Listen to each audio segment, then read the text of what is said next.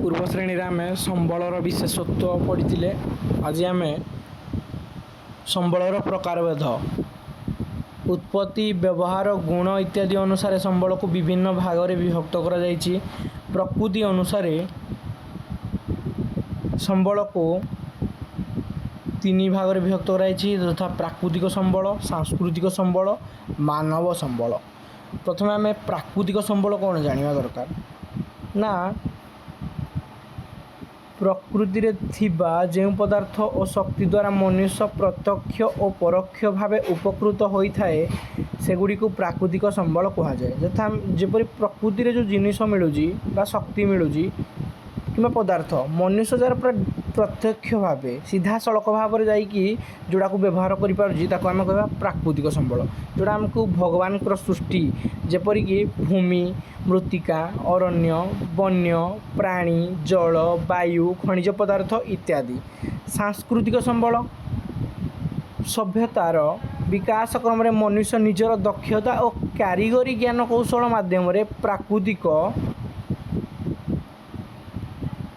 प्राकृतिक संबल को रूपांतरित करी किंबा सहीपरि भाव में विभिन्न उपाय व्यवहार उपयोगी कर विभिन्न तेणु विभिन्न मनुष्यकृत और सांस्कृतिक और अर्थनैतिक अनुष्ठान शिल्प शिक्षा स्वास्थ्य गमनागमन वाणिज्य अर्थ लगान अर्थ संचालन सामाजिक और राजनैतिक अनुष्ठान यही संबलर अंतर्गत ना कौन कहला ना सभ्यतार विकास क्रम मनुष्य निजर दक्षता निजर बुद्धि खटाई कारीगरी ज्ञान कौशल माध्यम प्राकृतिक संबल को रूपांतरित करी प्राकृतिक संबल को रूपांतरित करी ये जो प्रकृति में मिलूँ संबल को रूपांतरित करी कौन करी सहीपरि भाव में विभिन्न उपाय व्यवहार उपयोगी कर आम कौन कहूँ ना तेणु विभिन्न मनुष्य सांस्कृतिक अर्थनैतिक अनुष्ठान जो सांस्कृतिक और अर्थनैतिक अनुष्ठान शिल्प शिक्षा स्वास्थ्य गमनागमन वाणिज्य अर्थ लगान अर्थ संचालन सामाजिक और राजनैतिक अनुष्ठान यही संबलर अंतर्गत। मानव संबल कौन मनुष्य को स्वतंत्र भाव एक विशिष्ट संबल रूप विवेचना करते आम पूर्व श्रेणी पढ़ी ना मनुष्य और तार परिवेश और सांस्कृतिक संगठन मिलित प्रक्रिया रे संबल सृष्टि होता है यथा संरचना संस्थान गुणवत्ता इत्यादि। एथिरे आम गले प्रकृति अनुसार संबल व्याकरण पढ़ले। नेक्स्ट आम उत्पत्ति अनुसार संबल को आमर दुई भाग में विभक्त कराई यथा जैव संबल एक अजैव संबल। जैव संबल कौन ना बायोटिक रिसोर्स यह जैवमंडल अंतर्गत सजीव वस्तु यथा मनुष्य प्राणी उद्भिद अणुजीव पशुपक्षी माछ इत्यादि जार जीवन अच्छी जो जार जीवन अच्छी ताकू जैव संबल कह जाए। अजैव संबल एगुड़िक अजैव बा निर्जीव जो गुड़िकर निर्जीव जीवन नहीं यथा भूमि शिला जल मृत्तिका खनिज पदार्थ इत्यादि एगुड़िक सब अजैव संबल। नेक्स्ट व्यवहार और सुलभता अनुसार संबल को दुई भाग में विभक्त कर यथा असरंती बा अक्षय संबल सरंती बा सीमित बा क्षयशील संबल। असरंती बा अक्षय संबल कौन जो संबल मनुष्यर बारंबार व्यवहार सत्वे निशेष हुए ना जो संबल आम एकाधिक बार यूज करवा हेले मध्य आमर सरीब नहीं शेष नहीं ताको आम कौन कह असरंती असरंती सरंती नहीं अक्षय बा क्षय नहीं जार ताको असरंती बा अक्षय संबल कह। उदाहरण कौन सौरशक्ति वायु इत्यादि। सरंती बा सीमित संबल बा क्षयशील संबल कौन ना मनुष्य व्यवहार द्वारा जोड़ी सरी जाऊँगी क्रमशः ह्रास पाई थाए किछि मात्रा सरी जाए किंबा संपूर्ण भाव में सरी जाए ताको सरंती बा क्षयशील संबल बा सीमित संबल कह जाए। यथा पेट्रोलियम पिले माने आम जब व्यवहार करवा तो सरीज कोयला ताको व्यवहार करिया माने दिन ना दिन सरीज विभिन्न खनिज पदार्थ इत्यादि। तापर आमर परिमाण अनुसार पिले परिमाण अनुसार संबल को आमर दुई भाग में विभक्त कर यथा अपूरणीय आ पूरणीय बा अविराम संबल। अपूरणीय संबल कौन जो संबल मनुष्यर व्यवहार द्वारा संपूर्ण शेष हो जाए आम जदि व्यवहार करवा मनुष्य समाज ताले सरीज बा शेष हो पुनः सृष्टि कर आउ थे तैयारी कर ताको आम कौन कह पिले अपूरणीय संबल आम पूर्ण कर ना तेणु ताको कौन कहले आम अपूरणीय संबल यथा खनिज पदार्थ खनिज तैल कोयला इत्यादि। अविराम संबल बा ପୂରଣୀୟ ସମ୍ବଳ କ'ଣ ନା ମନୁଷ୍ୟର ବ୍ୟବହାର ଦ୍ୱାରା ଯେଉଁ ସମ୍ବଳ ପରିମାଣରେ କୌଣସି ହ୍ରାସ ପରିଲକ୍ଷିତ ହୁଏ ନାହିଁ। ମଣିଷ ତାକୁ ଯଦି ବ୍ୟବହାର କରିବ ୟୁଜ୍ କରିବ ହେଲେ କୌଣସି ଯେଉଁ ତା ପରିମାଣ ଯେଉଁ କ୍ୱାଣ୍ଟିଟି ରହିଲା ସେଇଟାରେ କ'ଣ ପିଲେ ନା କିଛି ହ୍ରାସ ପାଇବ ନାହିଁ। ତାକୁ ଅବିରାମ ସମ୍ବଳ ବା ପୂରଣୀୟ ସମ୍ବଳ କୁହାଯାଏ। ଯଥା ସୌରଶକ୍ତି, ଆମେ ସୂର୍ଯ୍ୟ ଶକ୍ତିକୁ ଯେତେ ବ୍ୟବହାର କରିବା ଆମର କ'ଣ ସରିବ କି? ସରିବନି ନା। ଭୂତାପଚାଷ ହେଉଛି ଆମ ଭୂତଳେ ମାନେ ଭୂମି ତଳେ ଯେଉଁ ତାପ ଶକ୍ତି ଅଛି ତାକୁ ଆମେ ଯଦି ବ୍ୟବହାର କରିବା ଆମର ସରିବ କି? ସରିବନି। ତ ତାହେଲେ କ'ଣ ଆଉ ଜୁଆର ଶକ୍ତି, ଜୁଆର ସମୁଦ୍ରର ଜୁଆର କେବେ ସରିଛି କି? ସରିବନି। ତ ଜୁଆର ଶକ୍ତି ମଧ୍ୟ ସରିବନି। ପବନ ଶକ୍ତି, ପବନରୁ ଶକ୍ତି ଯେଉଁ ଉତ୍ପାଦନ ହେଉଛି ତ ତା ବି ମଧ୍ୟ ସରିବ ନାହିଁ। ତେଣୁ ତାକୁ ଅବିରାମ ବା ପୂରଣୀୟ ସମ୍ବଳ କୁହାଯାଏ। ତାପରେ ପିଲା ଆମର କ'ଣ ଭରଣ ଅନୁସାରେ ସମ୍ବଳକୁ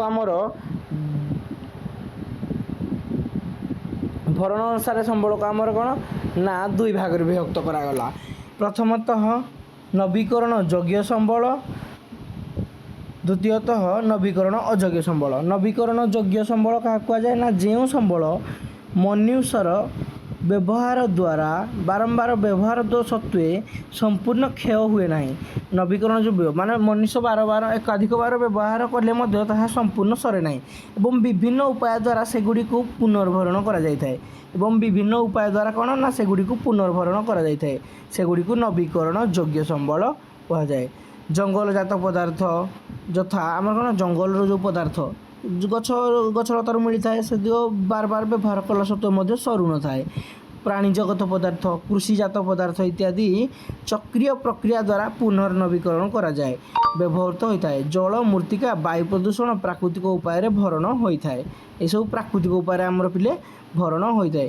ନବୀକରଣ ଅଯୋଗ୍ୟ ସମ୍ବଳ ନା କ'ଣ ଯେଉଁ ସମ୍ବଳ ମନୁଷ୍ୟର ଅନବରତ ବ୍ୟବହାର ଦ୍ୱାରା ବା ଅନ୍ୟାନ୍ୟ କାରଣ ଦ୍ୱାରା ହ୍ରାସ ପାଇଲେ ବା ନଷ୍ଟ ହୋଇଗଲେ ଆଉ ସେଗୁଡ଼ିକ ପୁନର୍ଭରଣ ସମ୍ଭବ ହୋଇନଥାଏ ସେଗୁଡ଼ିକୁ ନବୀକରଣ ଅଯୋଗ୍ୟ ସମ୍ବଳ କୁହାଯାଏ। ଯଥା କୋଇଲା, ପେଟ୍ରୋଲିୟମ୍ ଇତ୍ୟାଦି।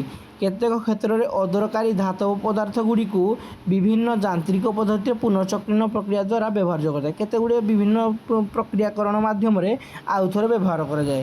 ଏହାକୁ ପୁନରୁଦ୍ଧାର ଯୋଗ୍ୟ ସମ୍ବଳ କୁହାଯାଏ। ପୁନର୍ବାର ଉଦ୍ଧାର କରିକି ସେ ସମ୍ବଳକୁ ବ୍ୟବହାର କରୁଥିବାରୁ ତାକୁ କ'ଣ ଆମେ କୁହାଯାଏ ନା ପୁନରୁଦ୍ଧାର ଯୋଗ୍ୟ ସମ୍ବଳ। ପୁନର୍ବାର ଉଦ୍ଧାର କରିକି କରାଯାଇଛି ତ ପୁନରୁଦ୍ଧାର ଯୋଗ୍ୟ ସମ୍ବଳ କୁହାଯାଏ।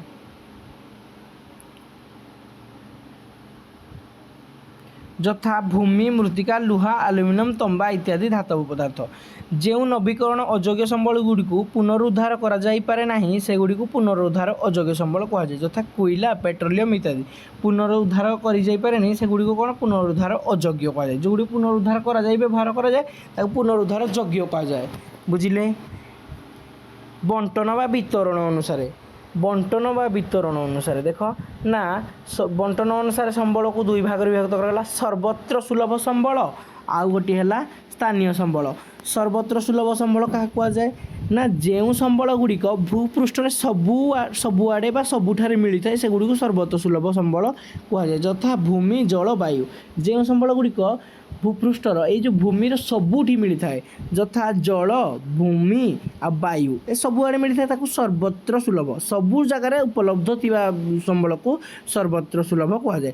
ଆଉ ସ୍ଥାନୀୟ ସମ୍ବଳ କ'ଣ ପିଲେ ନା ଯେଉଁ ସମ୍ବଳ ଗୁଡ଼ିକ ଭୂପୃଷ୍ଠର କେତେକ ନିର୍ଦ୍ଦିଷ୍ଟ ସ୍ଥାନରେ ସୀମିତ ଭାବେ ମିଳିଥାଏ। ଯେଉଁ ସମ୍ବଳ ଗୁଡ଼ିକ କ'ଣ ଭୂପୃଷ୍ଠର କେତେକ ନିର୍ଦ୍ଦିଷ୍ଟ ସ୍ଥାନରେ ସୀମିତ ଭାବେ ମିଳିଥାଏ ସେଗୁଡ଼ିକୁ ସ୍ଥାନୀୟ ସମ୍ବଳ କୁହାଯାଏ।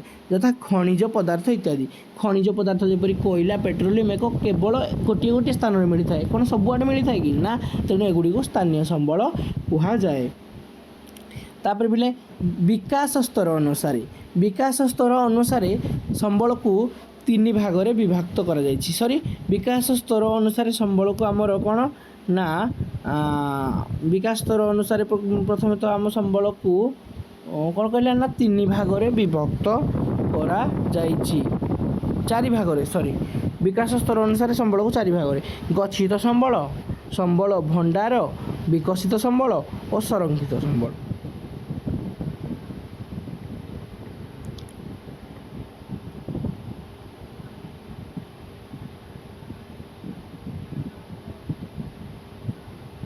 देख ना विकास स्तर अनुसार गच्छित संबल क्या कहुए ना जो संबल प्राकृतिर गंताकर अव्यवहृत अवस्था रही से प्रच्छन्न बा गच्छित संबल ये जो प्राकृतिर गंताघरे प्रकृतिर जो गंता घरे भूमि भितर कौन ना अव्यवहृत जोरा व्यवहार हो पारने किंतु अच्छी किंतु व्यवहार हो पारनी ताको कौन ना प्रच्छन्न बा गच्छित संबल कहुए जो उदाहरण आमर कौन गुजरात और राजस्थान में प्रचुर सौरशक्ति और पवन शक्ति मौजूद अच्छी गुजरात और राजस्थान पे आम कौन प्रचुर सौरशक्ति आउ कौन ना पवन शक्ति अच्छी गच्छित होना ताको आम कौन कह गच्छित संबल मात्र यार उपयुक्त विकास करा जाई पारु नाही यथा समुद्र तले थिबा खनिज पदार्थ अम्लजान उद्जान मिश्रण जल सृष्टि जो अम्लजान H2O हाइड्रोजेन आ ऑक्सीजन मिसिकी जो आमर जल सृष्टि होउची तो सेटा भी आमर गोटे कौन गच्छित संबल उपयुक्त कौशल द्वारा भविष्य में उत्पादन करा जाई परियो बोली आशा अछि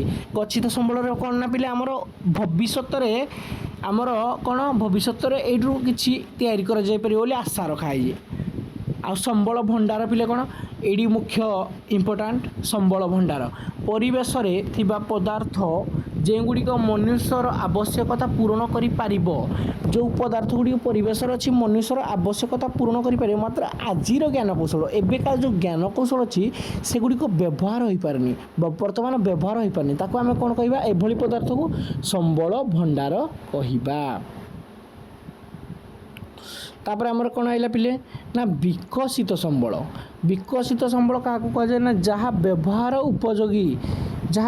उपयोगी करा जाई पारिछि ताको विकसित संबल कहबा जो संबल को आम व्यवहार वर्तमान करि पारिछंती ताको आम विकसित संबल कहबा यथा विद्युत शक्ति अरण्य खनिज पदार्थ इत्यादि तापर पिले आमर कौन आइला संरक्षित संबल कौन संरक्षित संबल ये मन रखु जो संबल पदार्थ गुड़िकर संधान मिल पारी मात्र व्यवहार उपयोगी हो पारनी संधान मिली किंतु व्यवहार उपयोगी हो पारनी खोजिकी पाई जाइछंती किंतु भविष्य उपयोगी होवार आशा अच्छी सेगुड़ी संरक्षित संबल संरक्षण करना रखिछंती तेणु संरक्षित संबल कहा जाए।